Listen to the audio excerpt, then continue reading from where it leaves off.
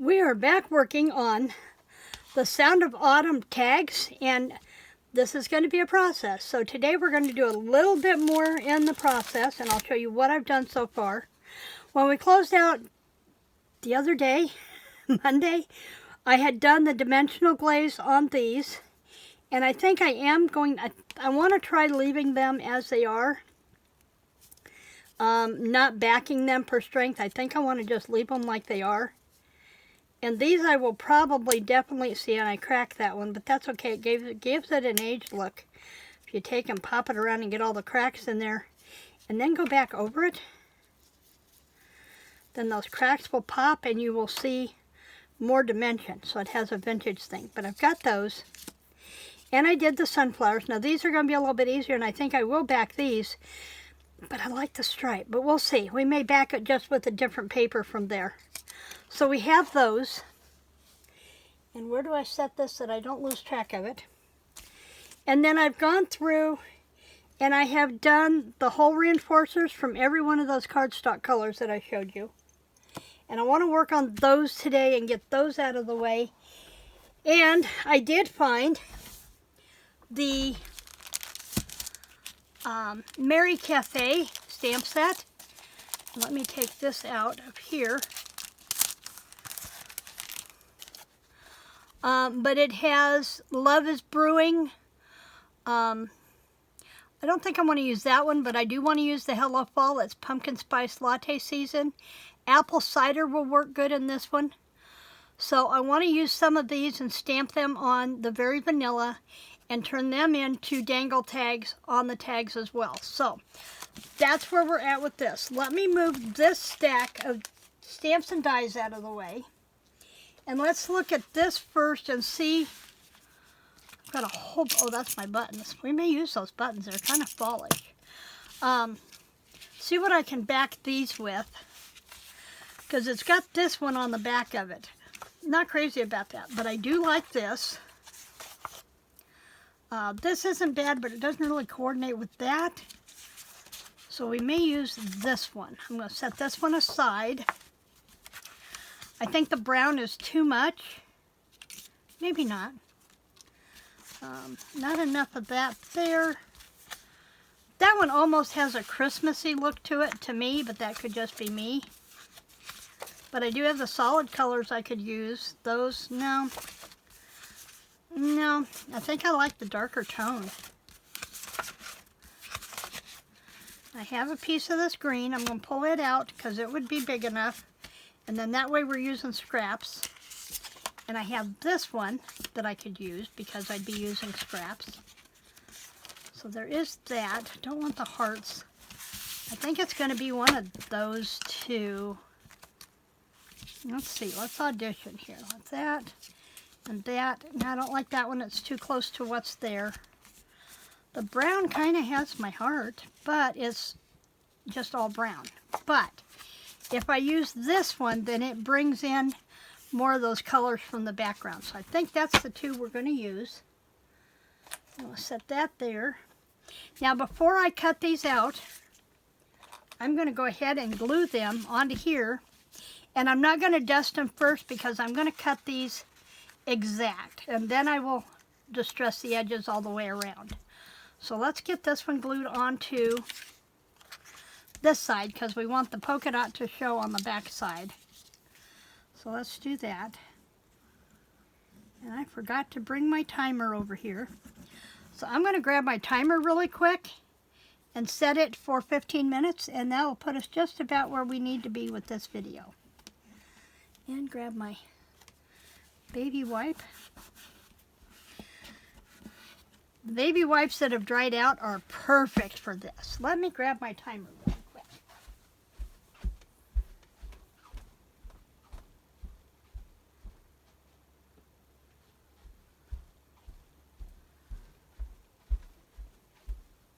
This is called a cube timer. You can set it for 15, 25, 5 minutes, or 45. And what this does, if you're doing the Pomodoro sprint technique or writing technique, it's where you work for 25 minutes, you take a 5-minute break. Some people like the longer sprints. I'm going to use it today for 15 minutes. and it'll pick up where we are at, and I'm going to set it over here out of the way, and when it beeps, I know I've got about 5 minutes to close this out. So, and then we were going to use this one for this, so let's go ahead and notice how that oozed off the edge. That's because I had the glue too close to the edge, and when I put it down, it oozed. It oozed.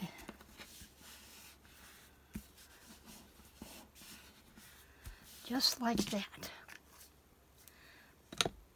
And then we'll come back in with our scissors. I'm going to let that one sit and dry for just a minute and move it off, and we'll cut out the first one we did. I was going to say, I had cheaters here a minute ago. Where'd they go? And I'm going to come in and I'm going to cut this one off. Now, I kind of hold my scissors at an angle. I don't go straight up and down. I kind of hold them at an angle. That lets me cut really close to that edge. I have shown that tip before, but there are some of you that are new. And that lets you get close to that edge without clipping your original edge. But you have to do it to where the edge you're cutting up to is on your left-hand side. Well, if you're left-handed, you might need it on your right. Take that back. Now, see, I didn't glue that one square, so I'm going to come back and trim that off, just like that. Okay. Now I can come back with my vintage photo and my dauber. And I can come through and edge these. And then we'll have a couple more dangles ready for this tag excursion. I just realized I'm sitting kind of cockeyed on my chair. I feel like I'm not up to my work, so let's fix that. Okay, move that. Now the other thing I want to do is I want to dust the edges of all the tags because I want that distressed look to all of them. So I'm just going to come around. We don't want that stark vanilla showing. We want to soften it up a little bit. And I have to remember I have these tags set in the order I want to put them on my ring. So I have to remember that. I sat at the table this morning with Bob, and while we visited, I have all of my hole reinforcers from all 4, 5, 6, 7, 8, 9, 10 colors. I think I counted that there were going to be 33 tags, maybe 31 tags. So I tried to make sure that I had enough hole reinforcers cut that when I started gluing, they were ready to go. I've also decided what I'm taking to Big Mama's with me this weekend. I leave Sunday, and I will be at Big Mama's Sunday, Monday, Tuesday, and Wednesday. I'm leaving her house on Thursday morning.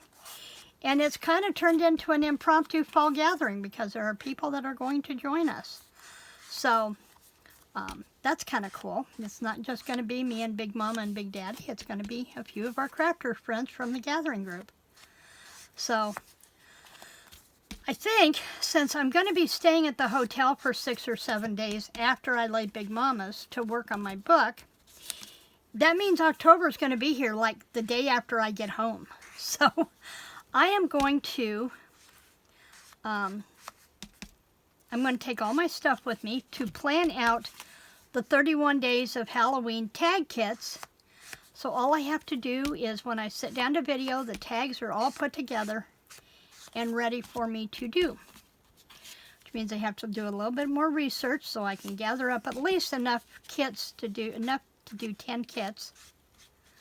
And I'll have that ready to go. I didn't want something that was going to be really extensive because I want to visit with friends. And then when I get to the hotel, my entire focus is going to be for 3 solid days of working on my book and trying to get it finished. I decided since it is the biggest thing in the book is bringing the remains home of a Korean War veteran. And the hero is going to inform his grandmother on what would have been their wedding anniversary, that Grandpa's coming home, that Grandfather is coming home. So I thought if I could plan this around what would have been the homecoming for Sergeant Sterling, for Lieutenant Sterling, I would do that when they do that, which would be on Valentine's Day. So I'm going to try and plan to have this book ready to release on Valentine's Day. Now, I'd also thought about doing a pre-order, but I'm not sure how. I've got to go back and research as to how the pre-order works and how it affects my ranking with Amazon. I also have decided my books are not going to be available wide, what they call wide, which means it would be available in Kobo and Apple and Barnes & Noble. And on Social Security, I can't make a huge fortune. So I have to watch what I can make. I can make about $1,200 a month, which is, you know, plenty.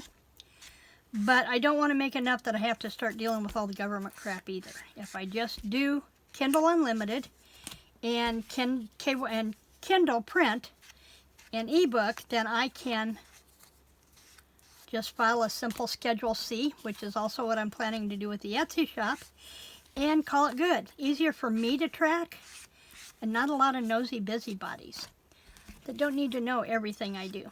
They know enough. So, that's my plan. And Ozarks Homecoming should release in time for Valentine's Day 2026. It will have been 9 years in the making, and I didn't realize it was 9 years since I published book 1. And if you've not read book 1, it is a Christmas story. It's called An Ozarks Christmas, and it is set in Eureka Springs, Arkansas, as are the other 3 books in the series. And it's available on Amazon now, so if you want to give somebody who loves to read a Christmas book, or you like to read Christmas books, all of my writing is in a Hallmark style. I try to make my covers fall into that Hallmark vein. So if you like curling up with Hallmark movies, I think you'll like An Ozarks Christmas, followed by An Ozarks Homecoming. So that's my little spiel for today. Well, I got these tags done. We're getting there. We're on the last tag. And I thought instead of working on the hole punches, because you know how to do those, right? Punch a hole, glue the sticky over top, and we're good. So instead of doing that, I thought what I would do, now that I have these in order and done, and put them out of the way, I thought we'd work on a couple of those stamped images. So let me get a couple of my stamps out here, blocks out here, where I can get to them. Whoops, I moved that. You can't move it or it wants to reset. And I have these going backwards on my paper. Why did I do that? Let's do that again. Let's put our coffee cup back and put our top back. This one is fun to put on, let me tell you. I had them on there backwards. I want to use Hello Fall. I don't think I want to use a witch's brew though. I thought I had a pumpkin, just one that said pumpkin spice. But maybe it doesn't. Okay, so those are going to go like that. Now let's see.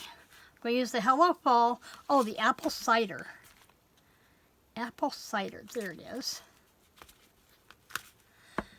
And let's see. What else do we have?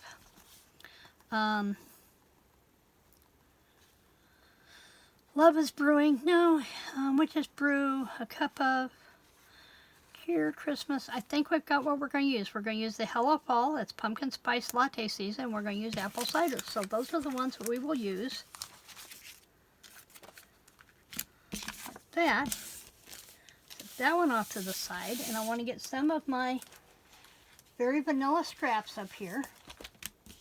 And I'm going to stamp them in the vintage photo as soon as I grab the right one. I'm going to use vintage photo for this.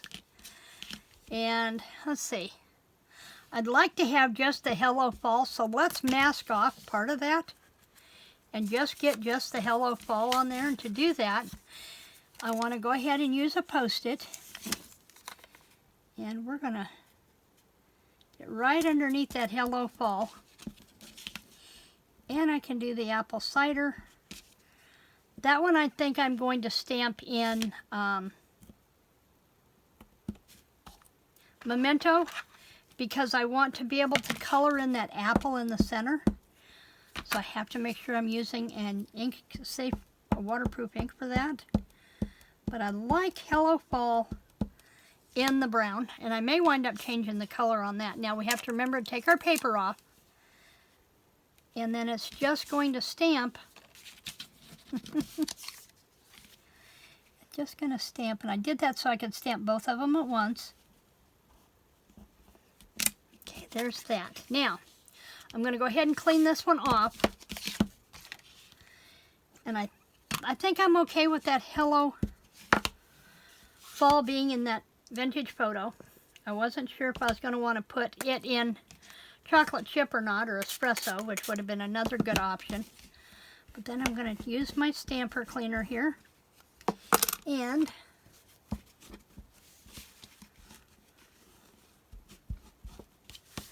okay, there's that.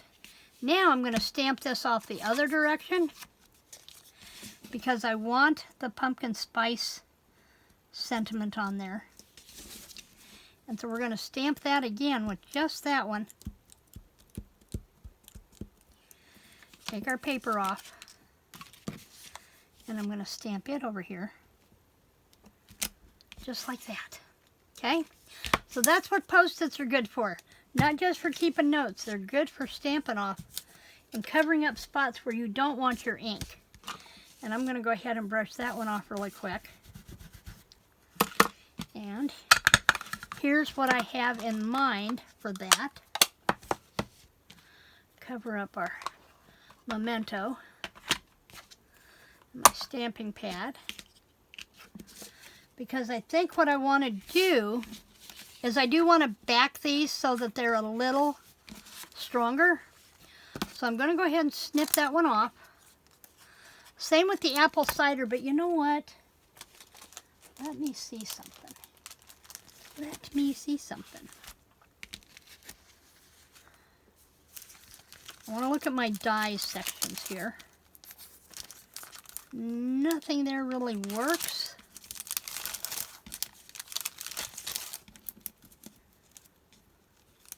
Okay, what I'm going to do, well, let's see what's in this other one that I can use. I may do these two later and show you when I'm done because I want a specific die unless I've got a stamp over here handy. Yeah, these are the dies that go with More Than Autumn, which was last year's catalog, or fall catalog from Stampin' Up. So I don't think I want to use that one. But to get this out of here, let's put this away right away. Let's clear that. And then I flip this over so when it's in the envelope I can see what the dies are. And later I'll take the dies off of that paper and I will transfer them to a magnet sheet. So we'll do that later. Let me look at my my punches really quick. See if I've got a small banner that I can use. I don't think I do. Nope, nothing is jumping out at me. I don't want the postage stamp, I don't think. That's an awfully big postage stamp anyway. The banner's too small. Let me dip one level below, and I don't think I've got anything down here that's going to work either. Nope. So I will be coming back later with that one with a smaller die that I can punch those out. I don't want to just cut them out square. I'd like them to have some shape. But this one, I wish I'd have seen this before. I'd have cut this one out in postage stamp. But I have an entire postage stamp set that is all different sizes that I can use. So for now, I'm just going to go ahead and trim this one off. That's not straight. That is not straight. Let's see if we can make it straight. Okay. That's got to come up a little bit right there. And we can make that one straight. I like that a lot. And now we're going to come back. And this is going to be there. I like that so much better. Okay, now this one we are going to glue to a piece of that decorative paper. so that it has some dimension on the back. What did I just do with all of those? Here we go. Oh, you know what? Let me see something. Let me see something. You notice how when I get a brainchild, I say it twice? I'm going to go ahead and distress this, and I'll show you what I have in mind. We have some blank ties in here that could use a phrase. That one almost needs to be on something that has pumpkins on it, but I don't know if I've got something, but it would work on here. So that has potential. Stick that one up above. These are too big. These are going to be where I put things like the dog and give them dimension. I was hoping I had something in here that had pumpkins on it. And I'm scoping. Give me a second. Another one of those big ones.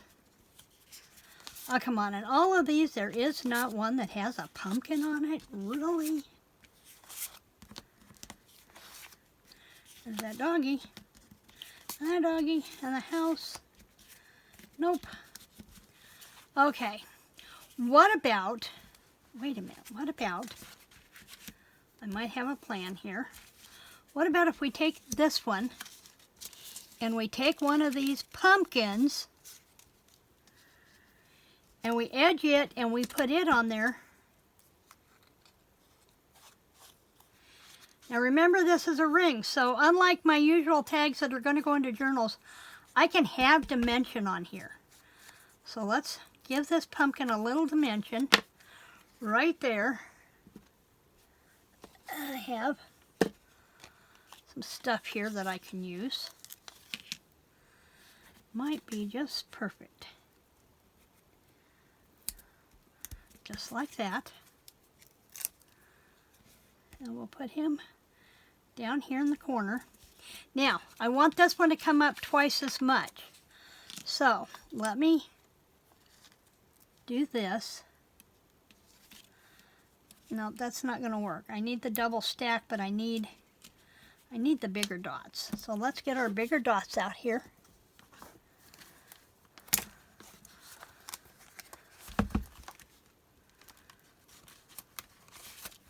Let's use our bigger dots and do those there. So why am I doing this up twice? I want it to come up higher than the pumpkin. Okay, so we're going to do this, and we're going to do this. When I get back next week, or in 2 weeks, aside from working on the 31 days of Halloween, I'm going to start attacking my Halloween and Christmas embellishment table, which is sitting in the living room loaded with embellishments. If I put this there, it brings it up a little bit, and then I have room that I can come back, and some of those smaller leaves that I have, I can tuck those back behind, because I have some of those dies that have smaller leaves. So that will work for that. So there's that one. And we're going to put those back in order. And keeping those in order, one of my first things after this video is going to be to get those holes punched, get the hole reinforcers on, and get them on the ring so that I know where I'm at.